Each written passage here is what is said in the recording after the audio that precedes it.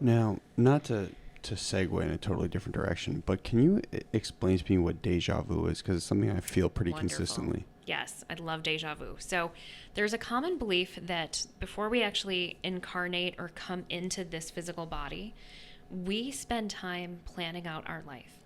And it's kind of like making a blueprint for a house. And what ends up happening is our soul plans this out. So our soul is very familiar with what we need to get out of this life and the different roads and avenues that we could take to achieve those goals. So when we come in actually into this body, it's kind of like we forget those things. And it's our job to do our best, to kind of navigate through this. And when deja vu happens, all of a sudden it's your soul going, hey, remember that? We planned this before. You've seen this before. And suddenly your soul, that your memory says, oh, wait a second, this feels familiar. It's because it's actually remembering the blueprint of the plan. Isn't that cool? It is cool. So is deja vu something to be scared of or something to embrace? Oh, I think it's really important to embrace, because this is another piece of popcorn on your path saying, hey, you're exactly where you're supposed to be. And it can be something so minuscule, it doesn't even matter. But the fact that it feels familiar or that you've seen it before says you're exactly where you're meant to be. What's the longest period you've ever had in deja vu?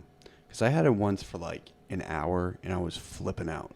Really? I was like, oh my God, like this is just something that's really, what the heck? Wow. I have not experienced that. I've only done maybe like a few seconds worth, and then I'm like, okay, I'm good.